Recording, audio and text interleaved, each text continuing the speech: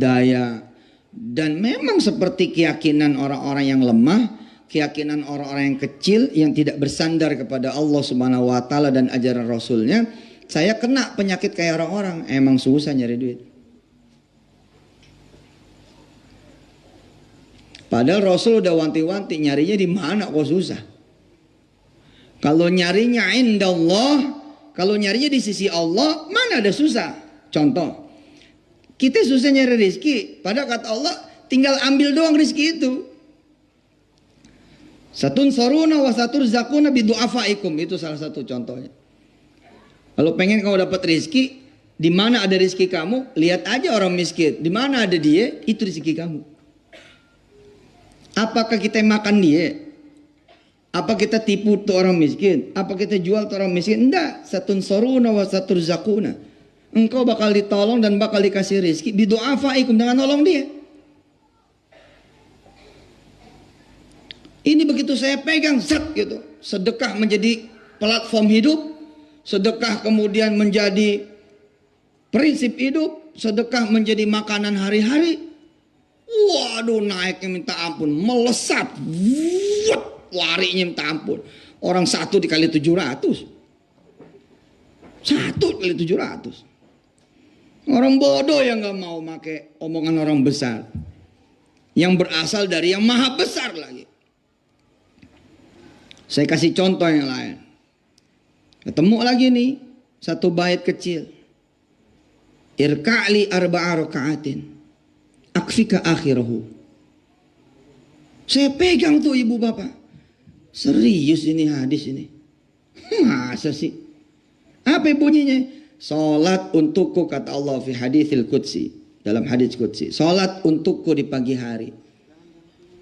Irka'li arba'a raka'atin akfika akhirahu. Aku antar rezeki buat kamu. Wah, pada saat itu Kiai Mahmud dan semua sahabat-sahabat saya dan ketua panitia, terima kasih banyak beserta seluruh jajarannya.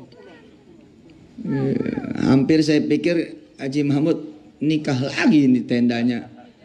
Bagus betul, atau ada menikahkan anaknya, atau kemudian ini terlalu bagus ini buat maulid, luar biasa. Tepuk tangan buat panitia ini. Nah, emang harus bagus kalau maulid ya. Itu karena buat Rasul. Allahumma shalli wa sallim barik alaihi wa ala alihi. Saya turun naik bis, nyari, ya Allah, nyari goceng, nyari 5.000 perak, nggak ketemu. 99 tuh. Nyari 5.000 pak, nggak ketemu pak. Buat beli bahan dagang buat besoknya itu 5.000. Saya dagang es kacang hijau zaman dulu. Naik turun bis, nenteng termos. Kalaupun nggak laku, yang penting ada modal 5.000 lah buat nyambung lagi dagang besok. Nggak dapet. Itu dapatnya cuma 5 kantong gitu, kali 500 perak 2.500. Sulit asli. Dan itu bisa sampai jam 3 sore. Tiba-tiba Rasulullah ngomong kayak gitu. Di kemudian hari orang-orang banyak juga yang ngomong seperti itu sama saya, seperti saya ngomong pada diri saya.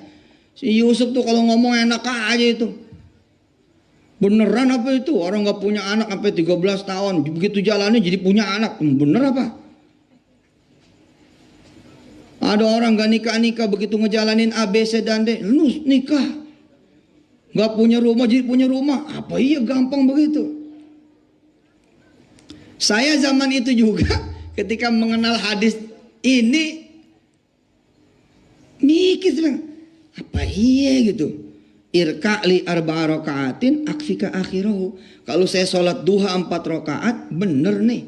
Saya nggak usah keluar rumah nih. Bakal diantar nih.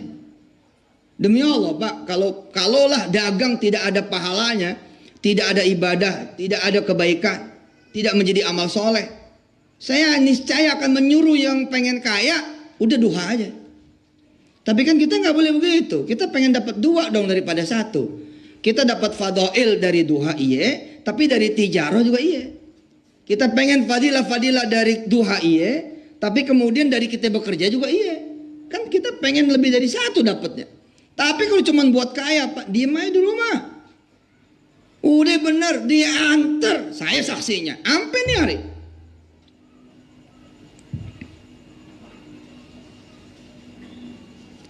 Lalu cuman judulnya pengen mobil doang. Nggak usah kerja, Pak. Sholat malam aja udah. Minta aja sama Allah. Dikasih. Orang dia yang bilang, aku turun ke langit dunia. Kamu mau minta apa? Aku datang. Kamu mau minta apa? Ayo coba. Hah? Kalau cuma pengen kaya mah, pengen bangun rumah, pengen punya mobil mewah, pengen punya kemudian sepatu bagus, handphone bagus, notebook bagus, pengen punya modal usaha, beneran Pak. Tungguin Allah datang aja, nggak usah nyari-nyari. Allah pasti datang Pak. Kata Allah, aku yang samperin kalian semua, aku yang mendatangi kalian semua, kalian cukup menerima aku. Dan kuperbolehkan kalian meminta apapun yang kupunya. Bahkan ketika kalian minta ridho dan ampunanku, ini untuk menunjukkan derajat bahwa dunia nggak ada artinya dibandingkan ampunan dan ridhonya. Kata Allah apa? Aku akan berikan. Maaf Pak, ampunan tuh susah Pak. Pengen tahu? Kalau Bapak punya musuh, susah apa ngampunin? Lah kita ini musuh siapa coba? Begitu kita durhaka, musuhin siapa coba? Begitu kita nggak taat, musuhin siapa coba? Tapi Allah bilang, kalau kamu bangun, kamu minta ampun, aku ampunin. Coba Pak. Coba dah, ibu gedek sama tetangga. Susah ngampunin tetangga. Jangan bilang gampang tuh ampunan. Hah? Kalau bos udah gak suka, lewat ente, gak bakal dipilih. Hah? Ada satu orang di negara tetangga, begitu dikasih ampun, bisa nyalonin Perdana Menteri. Gara-gara diampunin tuh. Di negara tetangga, jiran kita. Di penjara tuh orang. Tapi begitu dapat ampunan, udah mah boleh keluar. Hah? Begitu dapat maaf, dapat pengampunan, udah mah boleh keluar, kemudian dia bisa running sama Mahathir Muhammad menjadi Perdana Menteri. Nasib memang urusan lain, tapi keluar kita udah tahu beritanya, dia udah keluar. Setidaknya pernah dicatat bahwa dia akan menjadi apa? The second one after Mahathir. Itu setelah dapat apa? Mercy from Allah Subhanahu wa taala. Lewat manusia yang dipilihnya. Kita orang laki Pak, kalau penguasa dapur nggak maafin kita Pak, kita makan di luar Pak. Kita orang laki ini, penguasa dapur rumah, ini penguasa dapur, cuman penguasa dapur ini. Hah? Ini betul-betul pengalaman berarti. Dia marah sama kita nih, dan nggak maafin kita. Udahlah Pak, wala kopi, wala teh. Apalagi sarapan. Begitu kita minta, makan sono. Di luar gitu. Nah kata Allah apa? Kamu tinggal bangun, kamu tinggal minta padaku, aku beri. Tapi kan pengetahuan kita tidak membawa kita sholat malam.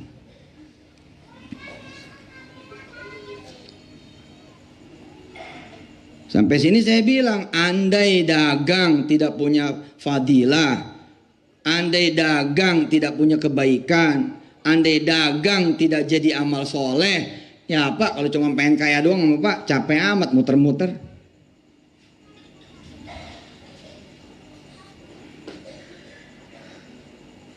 Saya 2003 berdoa sama Allah, buktiin hadis ini, doa aja sama Allah.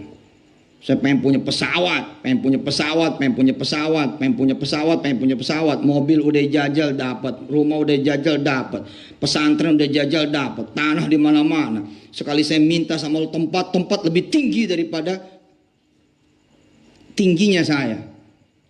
Dan saya minta sama Allah, ya Allah saya pengen punya nih tanah di mana-mana. Begitu saya umumin pengen punya tanah di mana-mana, tuh tanah datang Pak. Begitu ditumpuk tuh tanah lebih tinggi daripada tingginya saya. Iya begitu tuh sertifikat dari orang-orang pada, termasuk hari ini kan saya juga dapat sertifikat nih. 5 hektar di kota Mobagu. Ya kayak gitu modelnya. Begitu kita minta sama Allah, dikasih lebih tinggi. Saya coba jajal. Saya bilang, saya pengen pesawat. Sesuatu yang gak mungkin gitu kira-kira buat seorang Yusuf Mansur. Yang nyari 2.500 perak aja sampai keringetan. Tahun 99. Kenapa? Karena tidak kenal Allah, tidak pakai caranya Allah. Dapat loh Pak. Hanya dalam tempo berapa ya? 5 tahunan dah. 2008 alhamdulillah. Bisa beli pesawat helikopter. Bahkan ketika saya berangkat beli pesawat helikopter, Ustadz Jeffrey masih hidup waktu itu. UJ. Ada di mana Kiai? Di Malaysia. Ngapain? Lagi beli heli. Boleh. Ustadz kaya. Gue minjem ya gitu. Kata Ustadz Jeffrey. Terus saya bilang, gak usah minjem Ustadz. Gue beliin 2. Lu 1, gue 1. Pulanglah saya dari Malaysia bawa heli 2. Saya anterin ke rumahnya. Nih Ustadz helinya. Ini remote nih. Lu mainin deh sepuasnya. Beli heli kita.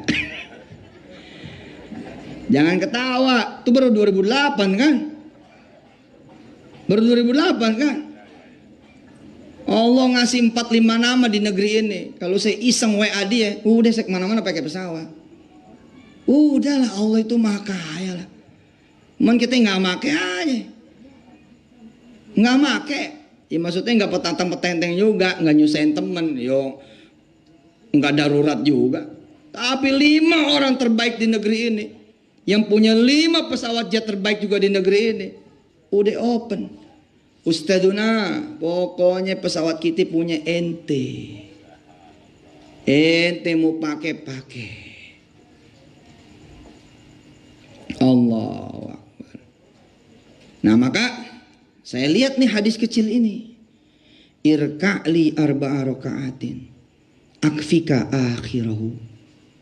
Salat untuk kusuf kata Allah. Suf Yusuf Mansur. Salat untukku di pagi hari 4 rakaat. Akfika akhirahu. Aku cukupi segala kebutuhanmu. Sami'na wa ata'na. Dan sami'na wa ata'nanya dengan apa? Happy feeling. Gembira. Wah ini nih yang kita cari. Ini nih yang kita cari. Bismillah langsung kita ya. Buka kancing kita wudhu begitu. Beneran nih ya Rasulullah. Tapi masa iya Rasulullah bohong kan begitu. Wan najmi idza hawa, begitu kan? Ma dhalla sahibukum wa ma ghawa wa ma yantiqu 'anil hawa in huwa illa wahyu yuha. 'Allamahu syadidul quwa dzu mirratin fastawa. Oh yang ngomong Allah, kita yang ngomong Pauli aja kita percaya. Yang ngomong ketua Basnas kita percaya. Udah nanti musola kita ngerapiin musola. Nah kita ngerapiin. Yang ngomong ketua Basnas. Masa dia bohong? Tenang Suf, ada stok. Masa dia bohong? Stok apa nggak tahu dah. Nggak paham. Masa kita nggak percaya? Kan begitu. Giliran Allah yang ngomong kok nggak percaya? Percaya? Siap udah percaya. Seru nih, asli seru. Ayo teman-teman gini ya, kita kan suka nguping omongan orang ya, dengar gitu omongan orang. Tapi giliran omongan Allah nggak kita kupingin, nggak kita dengerin gitu loh. Padahal mau nyari omongan nomor 1 yang mana lagi gitu. Oh dia yang punya rezeki dia, yang punya kekuatannya dia, yang punya kekuasaannya dia. Hah? Gara-gara goib, terus kita nggak tahu.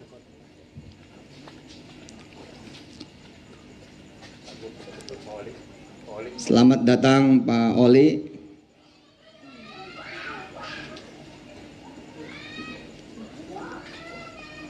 Ada beliau dari Sangir tadi ya. Ditemani Pak Mahmud sama Pak Adit.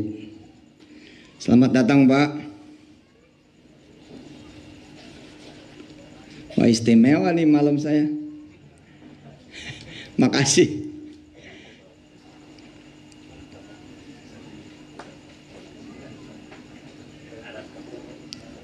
Terima kasih Pak, mudah-mudahan sehat selalu.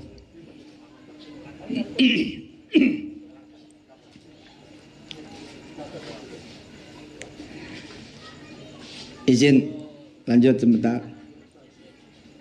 Jadi saudara yang dirahmati Allah, kita ini susah mencari rezeki karena kita tidak mencari bersama Tuhan kita.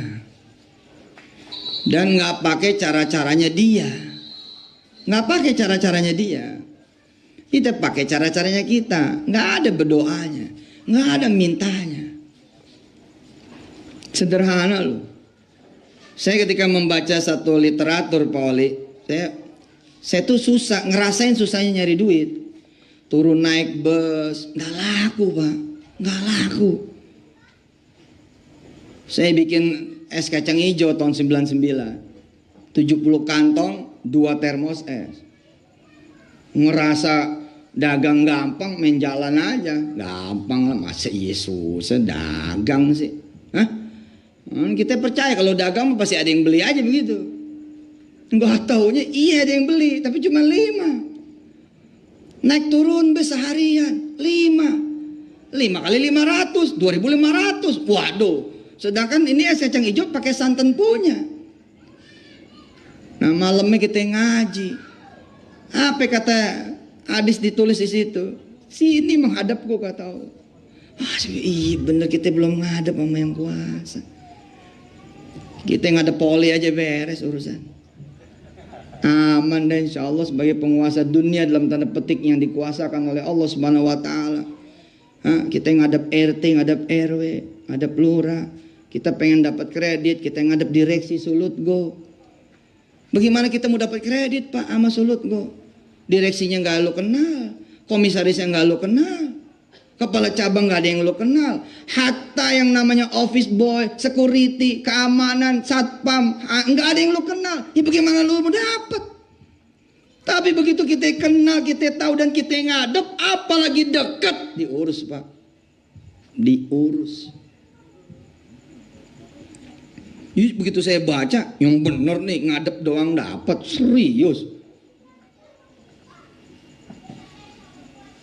Sini kata Allah, sholat duha 4 rakaat lewat Rasul. Pokoknya aku antar rizki padamu. Saya gegap gempita tuh. Oke, kalau begitu mah siap dah udah.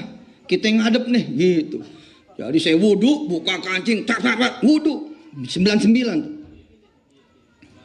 Dengan perasaan gembira benar bahwa saya ditunggu sama Tuhan, saya ditunggu sama Allah. Saya disenyumin sama Rasulullah bahwa omongannya ditiru, diikutin oleh saya. Bismillah Pak. Udah, begitu saya takbir nih, rasanya udah kayak bakal ada yang ngantar gitu. Imannya sampai gitu Pak. Iman yang rasanya sekarang nggak saya temui. Kan kadang-kadang iman di saat nadir itu tuh yang memang top banget. Saya gemeter Pak takbir itu. Bib, saya yang bener ya Allah, engkau akan datang nih. Are you coming ya Rob? Will you come ya Rob? Apakah engkau benar akan datang sedangkan dosa saya banyak? Pokoknya hadisnya nggak ada syarat dosa di situ. Di hadisnya nggak ada syarat pendurhaka, nggak boleh datang, nggak ada.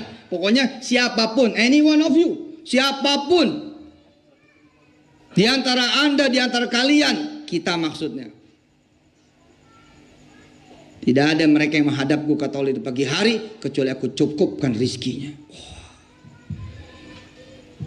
Sholat gitu. Usolli sunnat duha rakaatain liatan Allahu Akbar. Seingat saya, that was the first duha. Walaupun saya putra kiai, cucu kiai, tapi belum tentu make Pak.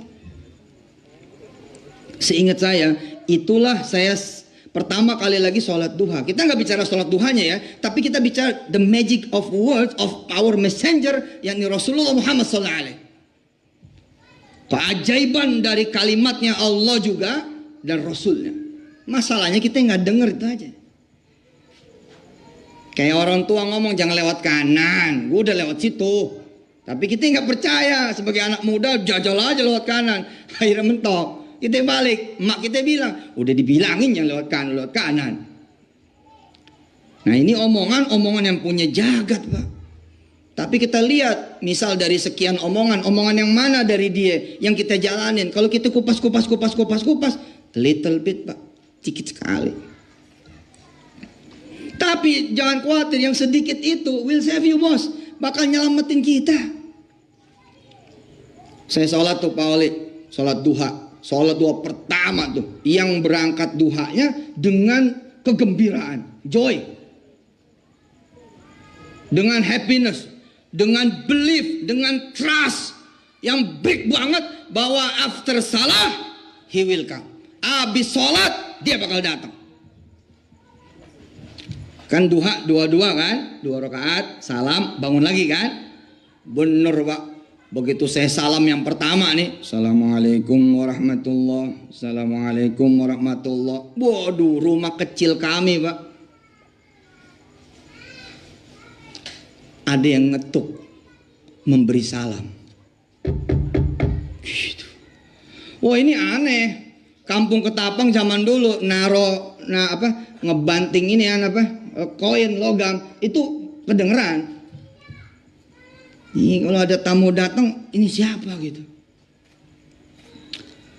Jadi waktu tamu itu knocking my door itu, Assalamualaikum, saya bilang, oh Tuhan datang ini. Bener nih Allah datang nih. He comes gitu saya bilang, ye Allah datang. Persoalannya kan kata hadisnya 4 rakaat kan. Saya kan baru 2 nih. Dulu rumah saya tuh tanah. Ya tipikal lah begitu. Orang susah. Atas bumbungan bambu. Bawah pintu nggak nyampe bawah. Ada jarak kira-kira 10 sentian. Belum diaci. Nggak punya toilet. Nggak punya jamban. Saya kalau buang air Bu, di empang. Open sky toilet. Kayak di Bali toiletnya. Bisa ngeliat bulan. Asik itu Bu. Sholat kita 2 rakaat. Ada yang ngetuk salam. Emang kita siapa? Kalau Pak Oli banyak tamunya. Nah kita zaman dulu Pak, kok ada tamu? Sedangkan barusan aja kita baca, aku datang Suf. Aku datang Suf. Kalau kamu ngadep padaku, aku datang. Aku urus kamu. Gitu. Begitu kita selesai salam, Assalamualaikum warahmatullahi, Assalamualaikum warahmatullahi. Waduh, ada yang ngucap salam. Assalamualaikum. Saya jawab, Waalaikumsalam. Bentar ya. Dari dalam kamar Pak Oli. Bentar ya.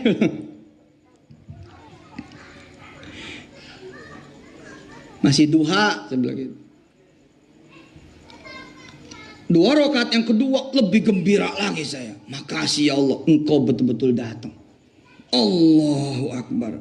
Rakaat yang kedua, 2 rakaat yang kedua saya cepetin. Ini dia udah datang. Kita cepetin sholatnya. Dia udah datang. Begitu salam-salam saya langsung keluar kamar. Pengen melihat Tuhan datang dalam wujudnya siapa. Tuhan datang dalam wujudnya apa. Waalaikumsalam Mas. Pak, ini bener ya kata dia gitu. Rumahnya Herman Salim. Ya lemes saya. Kok Tuhan nyasar dia bilang. Ini bener lah, masa Tuhan gak tahu rumah saya? Begitu. Asli ini kejadian asli Pak. 99. Tapi itu merubah my direct path. Jalanin hidup ini merubah. Tapi saya mikir ya, gak mungkin nih Allah nyasar nih. Ini mesti ada sesuatu. Oke? Jadi saya nanya lah Pak Komisaris. Insya Allah mudah-mudahan menikah lagi, amin. Sekalian ngumumin ini duda ini. Duda keren. Nanti kalau diangkat lagi jadi komisaris, kasih syarat Pak Oli. Kamu nikah dulu. Nah, ini. Insya Allah istrinya surga sudah, amin. Sudah jangan dipikir istri sudah diampunin Allah Subhanahu Wa Taala, amin. Insya Allah. Justru dia akan senang kalau bapak menikah lagi, amin. Insya Allah ada yang ngurus. Kecuali istri saya, kata istri saya, entah kalau bapak kalau gue cekek katanya. Lah udah mati masih mau nyekek. Insya Allah ibu bapak yang termatu kita lanjutkan. Saya mikir, kok nanya Herman Salim Pak? Saya Yusuf Mansur. Ini rumah saya, bukan rumah Herman Salim. Oh, katanya kuncinya ada sama Herman Salim. Kunci apa Pak? Ini rumah sebelah bapak. Jadi ada rumah sebelah saya warna hijau itu dijual. Nah informasi ke orang ini itu kuncinya ada sama Herman Salim. So dia pikir saya ini adalah Herman Salim karena tetangga. Langsung saya bilang, ini dia, ini bahan duit nih. Jadi saya langsung pegang tangan beliau, saya ke depan, saya tunjukin rumah Herman Salim. Pak, Bapak balik lagi ke depan, bener-bener mentok ujung jalan ini, nyebrang dikit, itu rumah Herman Salim. Dikit Pak, mudah-mudahan rezeki Bapak rumah ini insya Allah. Ya, salam Herman Salim dari saya Pak Yusuf Mansur. Masih ya, Assalamualaikum. Dah pergi. Itu Pak saya jikirin tuh. Habis dia pergi saya bilang, gak mungkin engkau salah ya Allah. Dan terjadi. Sore Herman Salim datang. Sup gitu. Sup gitu. Ini gue bilang, ini suara yang gue demen nih. Supnya lain, ini supnya bau duit gue bilang nih. Sup gitu. Wah, kan Herman Salim itu dia rumahnya di pinggir jalan gede, nggak mungkin masuk ke gang. Kalau dia masuk ke gang pasti related dengan kejadian pagi tadi. Jadi ketika ada suara dia, Allah, it happen Pak, terjadi. Sup, keluar. Iya Bang, duduk Bang, Bang Eman duduk dulu. Bang, alhamdulillah nih transaksinya mulus banget tuh. Tadi kan ada orang ditunjukin sama Yusuf tuh. Jadi harganya 35 juta. Pembeli ngasih 5%, penjual ngasih 5%. Jadi kita dapat 3,5 juta. Nih, Mang, gua bagi lu 2, ya. Kita surang 1.750.000. Allahu Akbar, Pak. Saya turun naik bus nyari duit, enggak sama kekuatan dia. Enggak sama jalannya dia, enggak pakai caranya dia. 25.000 enggak nyampe. 10.000 nggak nyampe, 5.000 nggak nyampe, 2.500 saya dapat. Susah pusing. Apa yang terjadi dengan 2.500? 2.500 itu saya beli batu es 1.500 perak, lalu 1.000-nya saya pakai buat naik angkot. Susah Pak. Tapi gara-gara gue duha nih, gue datang menghadap Allah, saya datang menghadap Allah. 4 rakaat saya sholat depan dia baik-baik. Allahu Akbar, 17,5. Saya gemeter tuh Pak Oli megang duit pertama 17. Ini serius ini.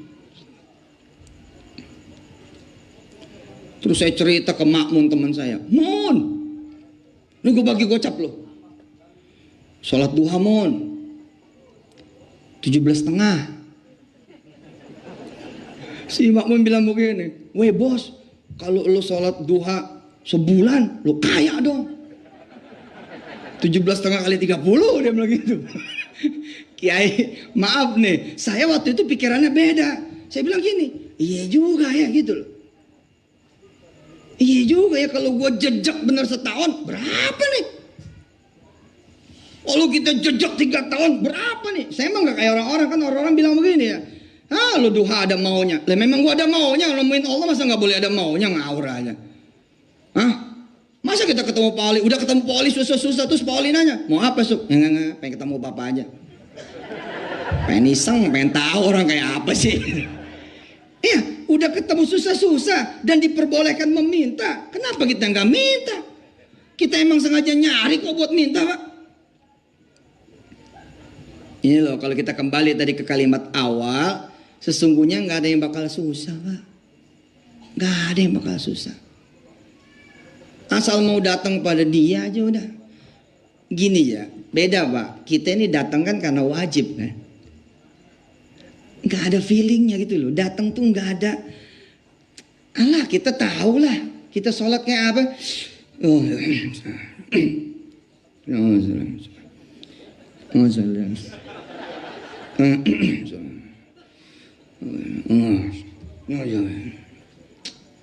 Coba aja ngomong sama Pak Oli. Ini berdua begini, set gitu. Pak Oli ngajak ngomong tapi gimana? Iya Pak, jadi begini Pak modelnya. Gimana ya? Nah, kira-kira Pak Oli nganggap kita ngomong sama dia bukan? Enggak lah Pak. Ini kamu ngomong sama siapa sih? Kamunya di sini, hati kamu nggak di sini, mata kamu nggak di sini. Nah, kita kayak gitu tuh.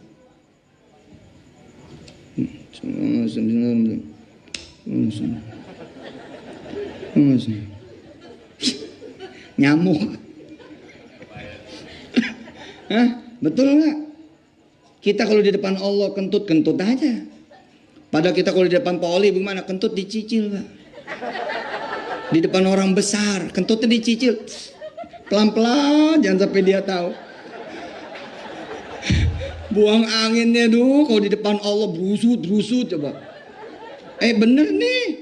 Giliran kondangan nih pakaiannya bagus-bagus.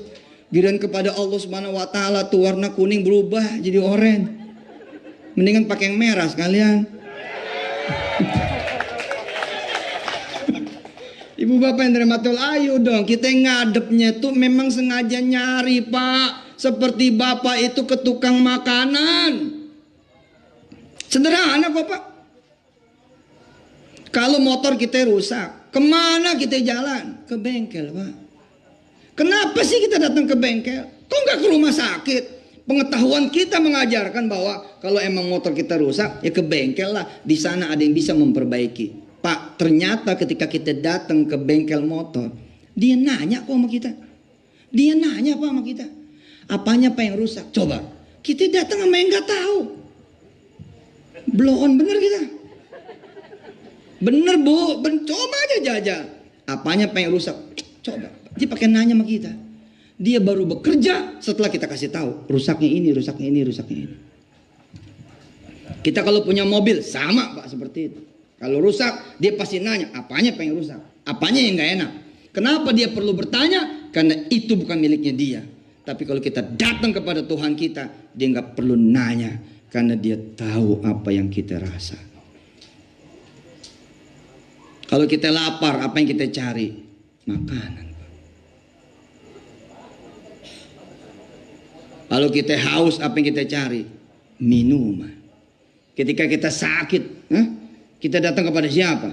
Ke dokter. Dokter juga sama-sama nggak tahunya tuh. Begitu kita datang kepada dokter, dokter nanya juga sama kita. Harusnya kan nggak usah nanya lah. Begitu datang langsung aja bisa obat. Ini jadi masalah gitu. Tetap Pak. Artinya apa? Berarti kita nggak kenal Allah. Sebaik kita mengenal bengkel. Buat motor mobil kita. Kita tidak mengenal Allah sebaik kita mengenal siapa? Sebaik kita mengenal dokter ketika kita sakit. Bahkan kita tidak mengenal Allah sebaik kita mengenal makanan ketika kita lapar, minuman ketika kita haus. Pesan saya malam hari ini sederhana. Perbaiki itu aja. Itu perbaiki dah. Itu aja udah perbaiki dah. Pagi, siang, sore, malam kita deketin dia. Apalagi sampai dipanggil. Hah? Jarang-jarang Pak dipanggil Pak. Coba Pak Fatoni cari Yusuf Mansur. Siap Pak Oli. Itu dipanggil sama dia. Masa kita nggak mau ngadap? Pak Ustadz berkenan ya. Datang ke Pak Oli ya, diterima sama beliau ya. Dia bodoh lah saya kalau nggak datang. Gubernur jadi.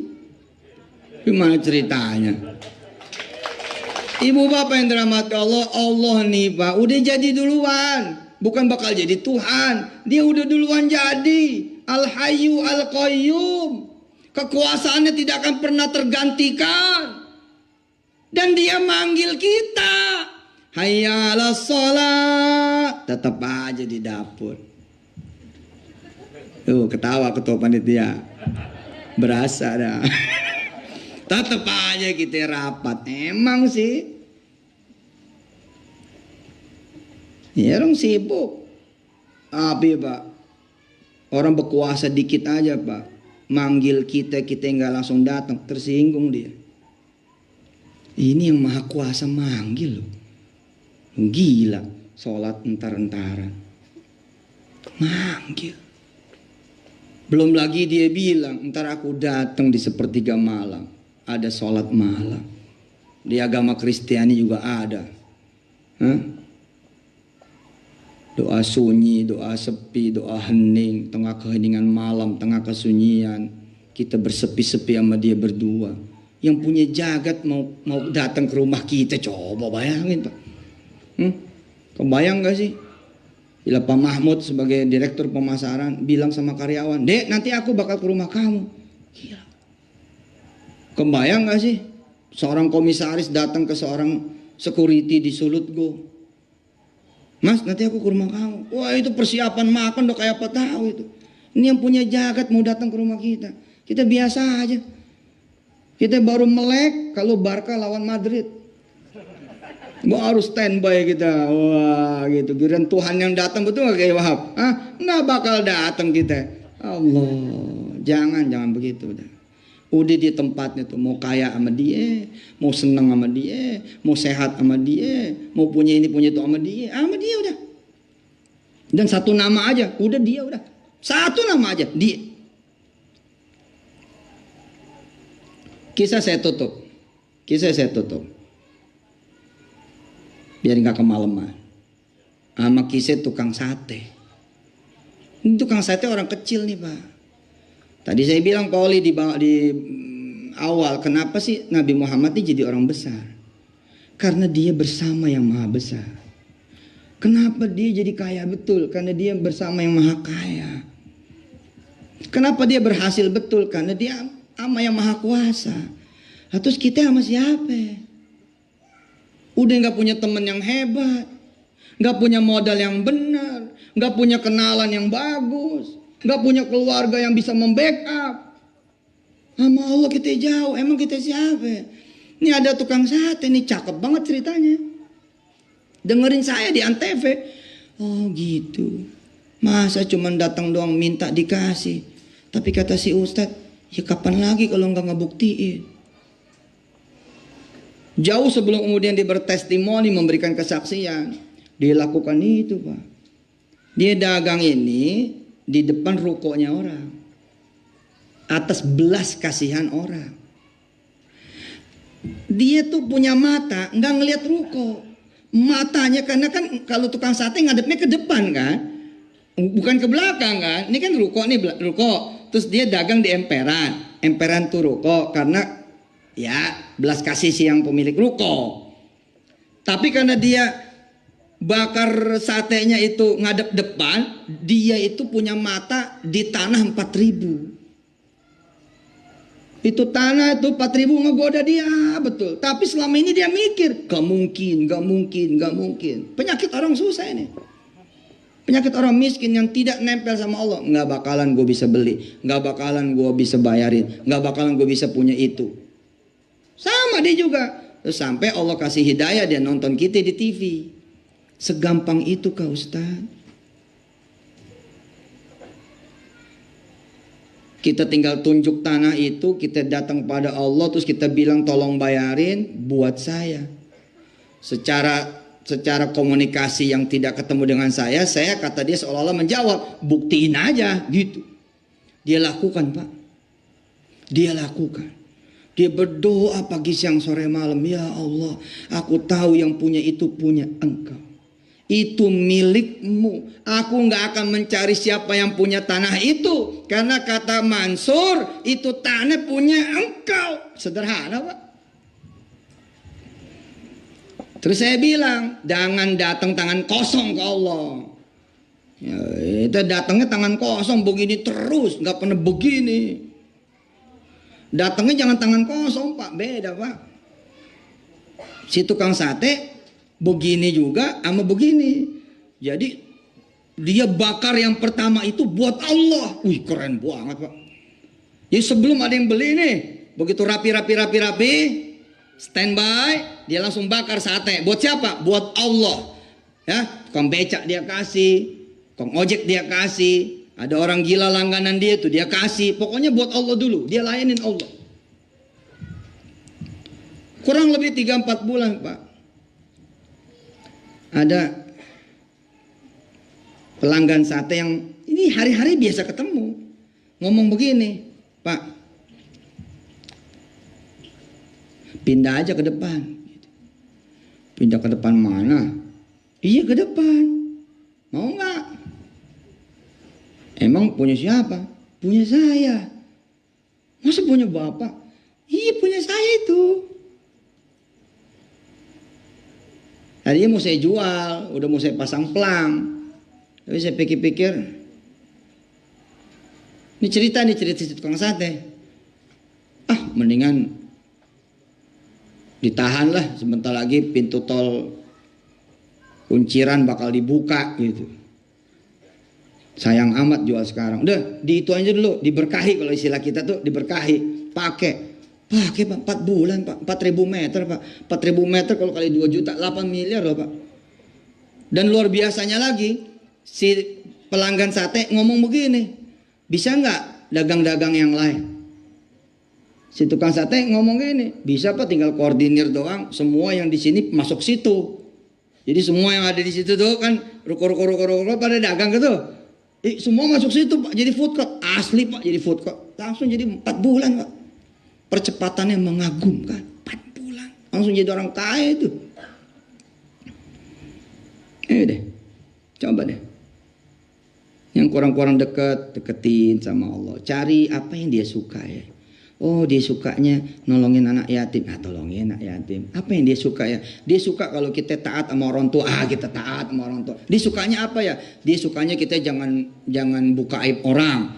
Jangan ngomongin keburukan orang. Oke, kita enggak buka aib orang. Kita enggak buka. Kenapa? Takut dia enggak suka. Oh, cari apa yang dia suka. Oh, dia sukanya kita baca Quran. Dia sukanya kita duduk sama orang soleh.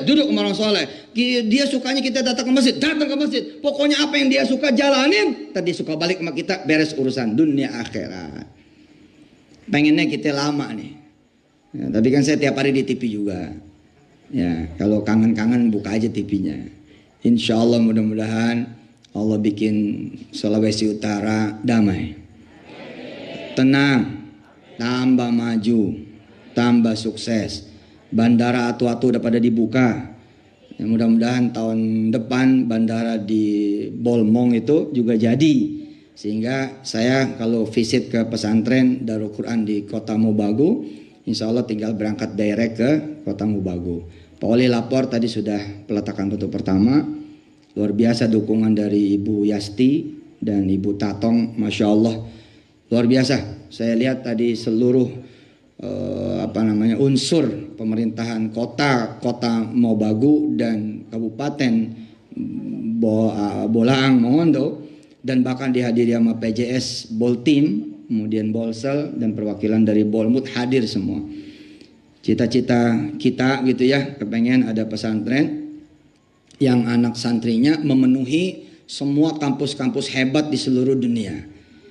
Jadi anak santri kita nih ke Amerika, ke Australia, ke Kanada, ke Inggris Raya, Eropa, ya, kemudian ke negara-negara yang memang selama ini jadi hubnya pesantren ya nih.